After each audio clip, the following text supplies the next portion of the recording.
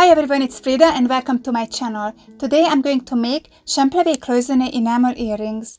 I've learned Cloisonne enameling 20-something years ago in a jewelry school in Europe. Let's get to the project. First, of course, I started with drawing my design. I didn't have silver sheets anymore, but I had a bunch of scrap silver, so I melted them down. Next, I had to roll them out in my rolling mill to make sheets out of it. I roll it out several times, adjusting the rollers closer together each time. These are going to be Champleve earrings, which means that I'm going to create recessed areas in the middle and I'm going to fill out these areas with vitreous enamel. I'm going to create these recessed areas by fusing two silver sheets together. First, I cut out the shape of the earrings from the silver sheet. I'm cutting out the middle first, creating the big cell where the enamel is going to go. After, I cut out the outside of the shapes too. I filed the edges smooth.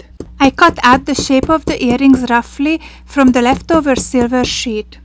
I'm going to fuse these sheets together, but before that I grabbed my steel block and I hammered them out to make them nice and flat. I'm using a mallet for this because I didn't want to scratch up the surfaces. Now I'm fusing them together with my torch. Fusing means that the surfaces of the sheets melt, so they become one, they fuse together. The most important thing you have to pay attention to that the silver sheets have to touch completely, otherwise they won't fuse together. I'm heating it from underneath nice and slowly. When the surface becomes runny, it's done. I did the other pair off camera. Now I cut out the shape of the earrings from the bottom sheet following the outline of the top sheet. After that I filed the edges. I drilled a hole in each to be able to hang them. I domed them to prevent warping. I also think that they look much better when they're domed. With this, the settings are pretty much done. Now I'm folding the design out of Cloisonne wires. Cloisonne wires are flat wires and they stand on their edges. They're made out of round wires, and to become flat I rolled them out previously in my rolling mill. I'm using pliers and a tweezer to fold them to match my design. I put them on a sticky tape to keep them together until I'm ready to put them on the surface of the earrings. When I was done folding all these wires, the day was pretty much gone, so I went outside and took a hike with Lucky. The sun was just setting, and in the summertime this is the most beautiful part of the day. And our night blooming cactus bloomed again, and this time it had two flowers at the same time. Look how beautiful! The next day I switched on my kiln and I started the enameling process of these earrings. I sifted the backs with black counter enamel first and I fired it off camera. I sifted the front with clear coat and I fired it again. Now it was time to put the Cloisonne wires on the surfaces. I'm using glue to secure the wires on the surface until the next firing. Here I would like to let you know guys that I have an online store. Please check it out if you're interested, it would mean a lot to me. When all the wires were in place, I waited the glue to dry and I fired it off camera. It was time to choose the colors. I'm going to share a longer version of this video on my Patreon, where I'm going to share the colors, the materials I used, and also I share more technical details about this process. I washed the enamels before using them. They come in powdered form and they contain fines which can disturb the clarity of your final enamel work. So we wash out the fines. I left some water on top of them, which helps to transfer the enamels in between the cells. I'm using a paintbrush and a scraper. If you watched it this far, maybe you're interested in learning Cloisonne enameling. If you do, I have 2 beginner-friendly courses on Patreon. You can follow me step by step, and by the end of these courses you will end up with a beautiful Cloisonne enamel piece. In the first one we're making this beautiful trillium, and in the second one these cute floral earrings. The links are going to be in the description. When I finished filling out the first layer of colors, I put the earrings aside to dry. It's important to dry the enamel out completely because if any moisture left in them, the moisture evaporates in the kiln way too fast, making your enamel pop off. So I left them to dry and I took a break. I went outside with my Velcro dog whose name is Lucky. We adopted him about a year ago and he's following me everywhere ever since. I also made a tea.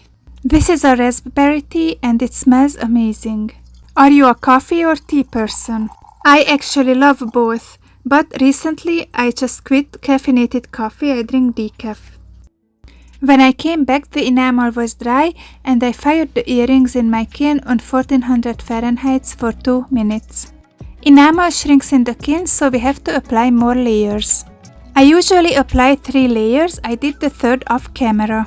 Until you watch me do this, let's answer a question I got recently on one of my videos. The comment says, how is your copper not giving black outline after enamel? I get almost a border after every enamel piece. Actually, it's pretty normal to end up with a black border on your enamel piece. I assume that you enameled on copper. Copper oxidizes during firing and it shows through on the edges. I also assume that you used opaque enamels and the opaque colors cover up the oxides nicely, except on the edges where the enamel is thinner. On my copper pieces, I use clear fuse as a base coat. This is a type of enamel which absorbs the oxides developed during firings. It gives the copper a beautiful golden glow. After that, I use transparent enamels. If you enamel on fine silver, you won't get black outline because fine silver doesn't oxidize. I hope this answered your question. When I finished the enameling process and I fired the last layer, I took a break.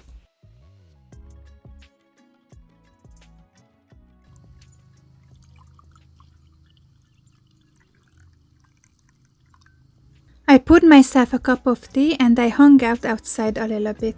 The weather is pretty nice now, it almost feels like fall time. We got a lots of rain during this monsoon, so everything is so nice and green. Look at this massive agave bloom. It's beautiful and it makes me sad at the same time. This is known as a death bloom and it means that the plant is dying. This one is already falling, couldn't stand the strong monsoon winds. When I came back, I started to sand the pieces. Guys, if you would like to see more enameling videos like this from me, please check out this playlist. When we make Cloisonne enamel, we always sand the pieces, and that's because we want to make the surface smooth and want to expose the wires. I'm using diamond pads and I sand them underwater. Enamel loses its shine during the sanding, so I fired it again to get the shine back. I made the ear wires and I also texturized them a little bit to make them look more handmade. I put them on the earrings and they were done. This is how they turned out and I really love the color combination. Let me know guys what you think. I hope you guys enjoyed this video. If you did, please consider supporting me on Patreon. The link is going to be in the description.